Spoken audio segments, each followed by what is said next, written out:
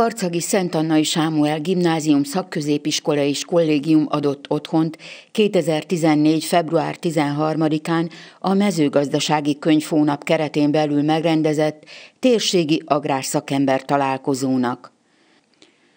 A vendégeket Gyökeres Sándor, az iskola igazgatója köszöntötte. Tisztelt Hölgyeim és Uraim, tisztelt jelenlévők, kedves vendégeim! Szeretettel köszöntöm Önöket a mezőgazdasági könyvhónap karcagi rendezvényén.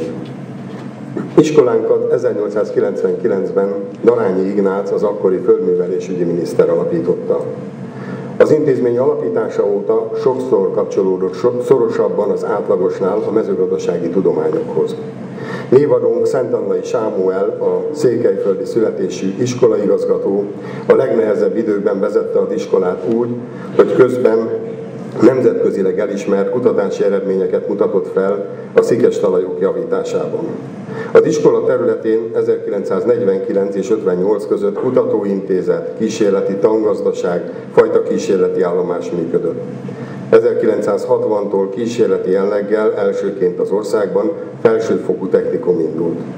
Az iskola a későbbiekben is elismert továbbképzési központ volt. Napjainkban is jó kapcsolatot tartunk fenn a Karcagi Kutatóintézettel. Évről évre szervezünk a természettudományokat népszerűsítő Avram Herskó természettudományi verseny, amely mára országos hírűvé és méretűvé vált. Természetesen folytatjuk a mezőgazdasági jellegű képzéseinket is, amit a következő évtől élelmiszeripari technikus szak indításával is tervezünk bővíteni. A rendezvényt dr. Mezőszentgyörgyi Dávid, a Nemzeti Agrárszaktanácsadó Képzési és Vidékfejlesztési Intézet főigazgatója nyitotta meg. Budapesten, amikor a nyitó ünnepségen is volt szerencsém felszólalni, akkor egy Szentgyörgyi Albert idézetet mondtam, és a Dalai Láma idézetről Szentgyörgyi Albert egy újabb gondolatot jutott eszembe, amikor is megkérdezték tőle, hogy lett ő Nobel-díjas tudós, és azt, hogy mi volt a legfontosabb állomás, és azt mondta, hogy a legfontosabb állomás a középiskola volt számára. A középiskolában találkozott azokkal a tankönyvekkel, illetve azokkal a tanárokkal, akiknek ő köszönheti azt, hogy egyáltalán Nobel-díjas tudóssá tudott válni. Én azt gondolom, hogy igazgató is említette, ez a mai nap a könyvnek az ünnepe, a szakkönyvnek az ünnepe, hiszen a mostani mezőgazdasági könyvhónap a szakképzés és a szaktudás köré épül. De ünnepe azoknak a kollégáknak is, akik itt ülnek ebbe a terembe, igazgatóként vagy oktatóként, akár több évtizedes múlttal is, hiszen ezek a könyvek nélkülük nem tudnának megszólalni. Nagyon fontos az, hogy az ő tudásuk könyvekben is megjelenjen, hiszen nem egy szerzői is ezeknek a könyveknek, ugyanakkor azt a diákok számára át is kell tudni adni. És én azt gondolom, hogy a humánum ebből a szempontból nagyon fontos. Nagyon fontos az is, hogy ahogy igazgató is említette, ma már a tudás megsokszorozódik. Jó magam is különböző internet nyújtotta eszközökön nagyon gyorsan nyúlok hozzá, hogy friss információkat szerezzünk, ugyanakkor az élményt, az olvasás élményét, a tudás átvételének az élményét azért én azt gondolom könyveken keresztül lehet megszerezni. A programon felléptek a Szent Annai néptáncosai is.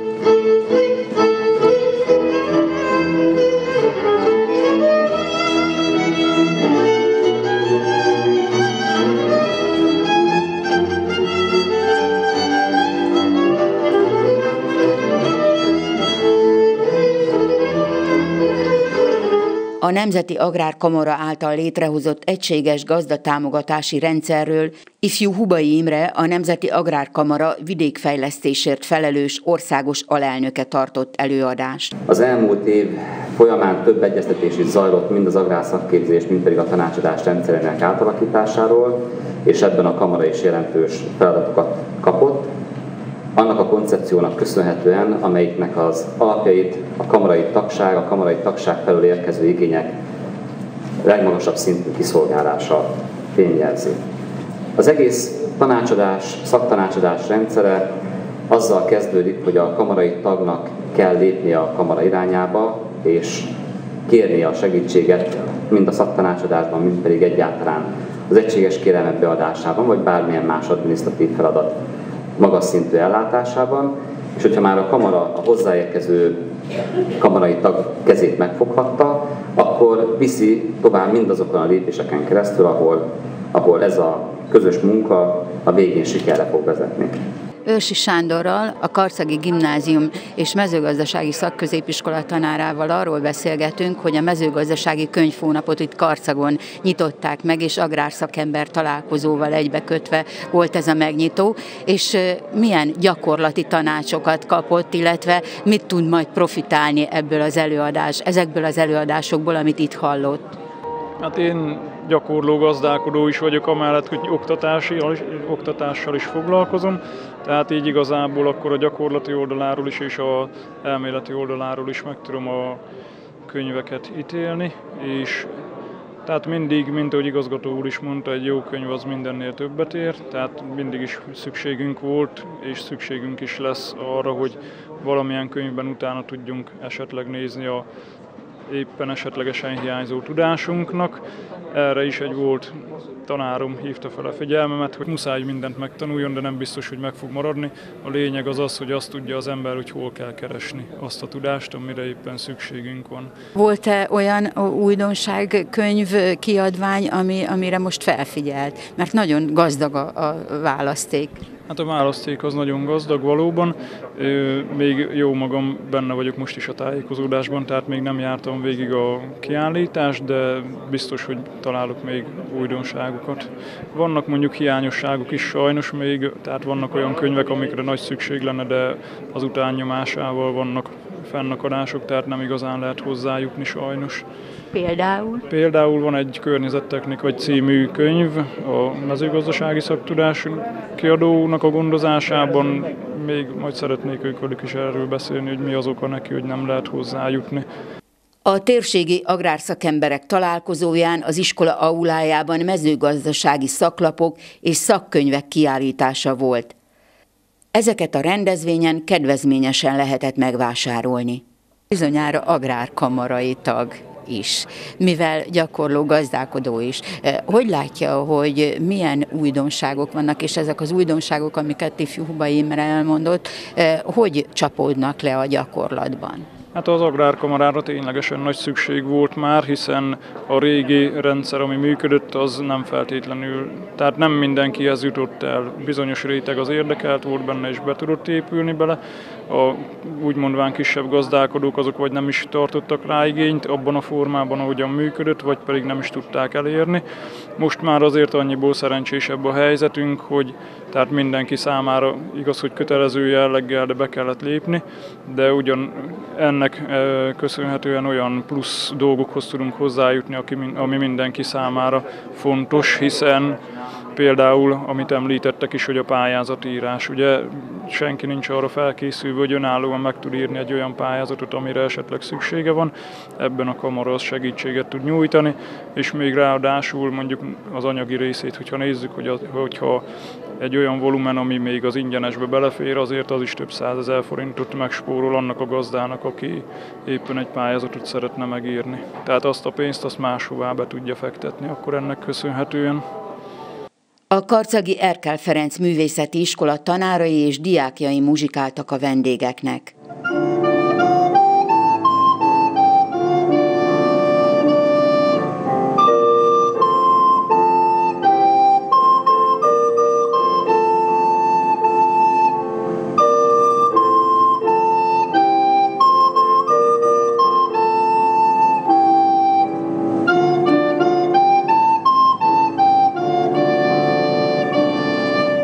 A Nemzeti Agrárszaktanácsadó Képzési és Vidékfejlesztési Intézet által alapított díj átadására is sor került a rendezvényen. 2012-ben alapítottuk az életműdíjat, amelyet mindig a Vajdonyadvárban a nyitóünnepségen adunk át, és alapítottuk az év szerzője díjat is, amelyet mindig a vidéki helyszínen, idén jelesül Karcagon fogunk átadni egy személynek, aki itt ül már körünkben.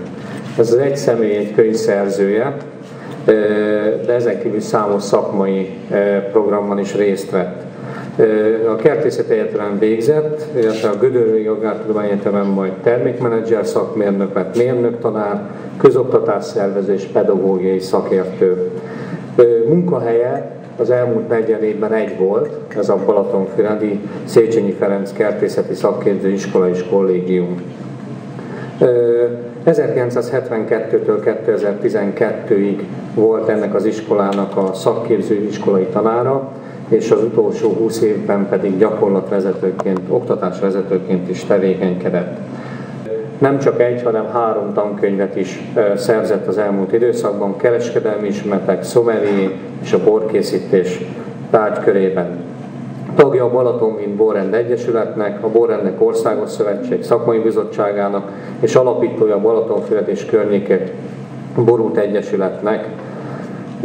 Azon kívül, hogy mindezeket a szakmai és civil kezdeményezéseket támogatta, mindig időt és gondot fordított rá, hogy a diákokkal is aktív kapcsolata legyen, nem csak a diákokkal, hanem a pedagógus kollégákkal is, őket is képezze, tovább képezze, mint ahogy hallhatták elsősorban a gasztronómia, a bormaltekin területén.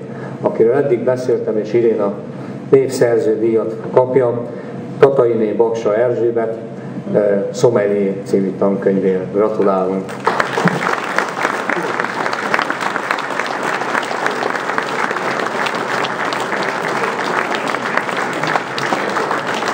Köszönöm a főigazgató úrnak a 40 éves pedagógiai pályán méltatását.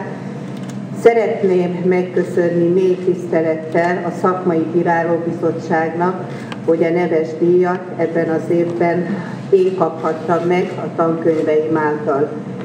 És egy üzenetet szeretnék elmondani a jövő szakíróinak, hogy merjenek nagyot álmodni, és alkossanak a lehetőségeikhez mérten, hiszen a tudás hatalom, és úgy gondolom, ahogy a főigazgató úr is mondta, tankönyvet pótolni semmilyen technikai eszközzel nem lehet. Vállalják fel ezt a felelősséget, hiszen ez egy nagyobb felelősség, mint egy szépirodalmi műnek a megírása, hiszen a tankönyveinkkel önmagunkat adjuk, a tudásunkat, a lehetőséget a fiatal szakembereknek, és ez csak úgy valósulhat meg, hogyha az a mély tisztelet, amely egy pedagógusban él, az a tanulók felé irányul. Én úgy gondolom, hogy egész 40 éves pedagógiai pályafutásomat ez jellemezte. Tisztelni a gyereket, a tanulót, és akkor a tudás valóban hatalom lesz. Köszönöm szépen! Kovács Szilvia, Karcagváros alpolgármestere ötletgazda a Legszebb Konyhakertek című programot mutatta be.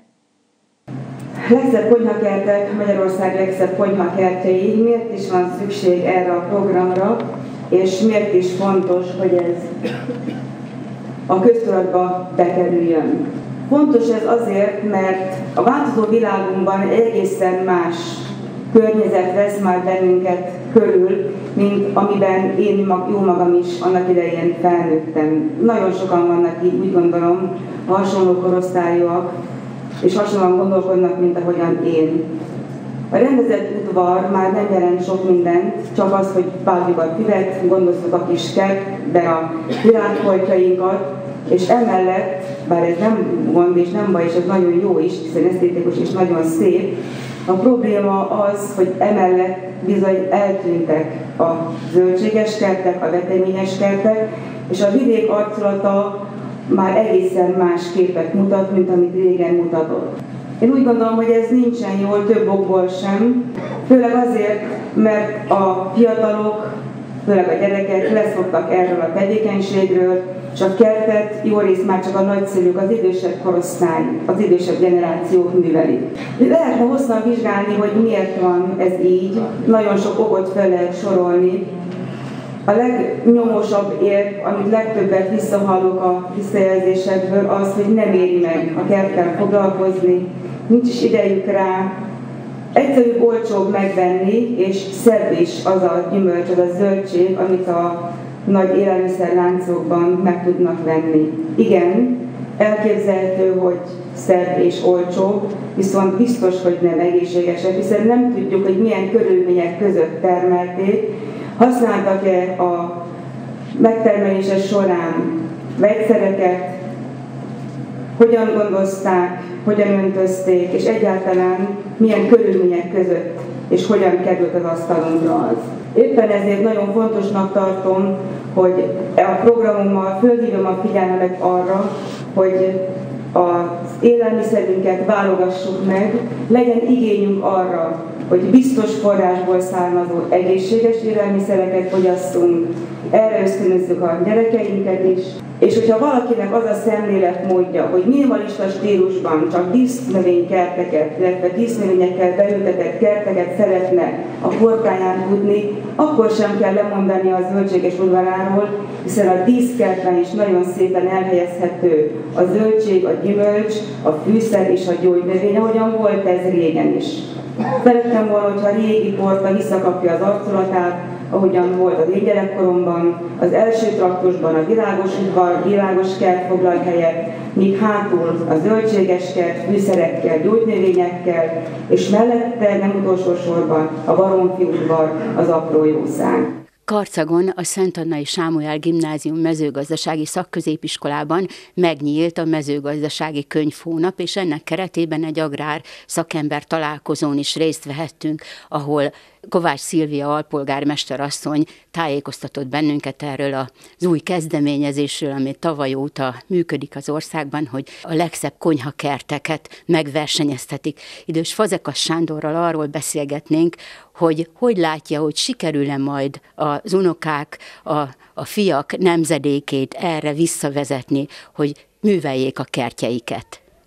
Hát nagyon nagy feladat, nem lesz könnyű visszanevelni őket, mert még a szülőknél is probléma van, nagyon sok helyen nem ismerik el, hogy mennyivel jobb azt a terményt fogyasztani, amit mi saját magunk termeljük, és meg tudjuk választani, hogy milyen fajtát, mikor szedjük le, és sokkal kevesebbe is kerül, még akkor is, ha azt mondják, hogy a piacon is olcsó. De vajon miért eszünk a piacon? Miért veszünk? Így meg, hát munka van vele, az biztos, de ez mindig is volt az életem során, nem is keveset kellett dolgozni azért, hogy meglegyen, és én nagyon is támogatom ezt.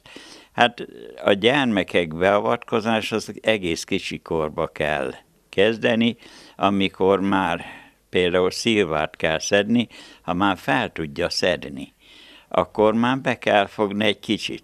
Nem úgy, hogy megdolgoztassuk, de hát csináld már kisfiam vagy kislányom, és lehet, hogy kedvet is lehet neki csinálni. Én az egyik kislány unokámmal jártam úgy, hogy még nem volt, csak 2 évet alig töltött be, van málnánk, nem is kevés, és kijött a kertbe, ott szaladgált, megmutattam neki, hogy melyiket vegye le, és melyiket egye meg, ami piros volt, természetes. És mert az meg szerette, és közben meg is kóstolgatta. Úgy megkedvelte, hogy utána még ha leszettük, azt úgy adtuk, neki se kellett. Ő ment a málnáról, szedte lefele. Ma is szeret a kertbe járni, csak már óvorán a utolsó éves, úgyhogy már a cseresznye is ette a fáról, felmászott a létrára ott is. De meg kell kedveltetni, ezt mindenkinek mondom. Nem úgy kell, hogy na, ráparancsolunk, hanem gyönyörködni, meg lehet olyat is csinálni, hogy szép szamócát ültetünk, na, kisgyermekem, ez majd neked fog teremni, de gondozzad, öntözd meg, vagy mikor érik, akkor vedd le. Tehát ehhez kell ilyen is, ilyen nevelési manővel, vagy hogy is mondjam, módszer, és meg kell szerettetni. Nem jó az, mert tapasztaltam olyat, hogy keményen beszéltek a gyerekkel, hogy így meg úgy, az nem jó. Elveszi, valahogy meg kell szerettetni velük.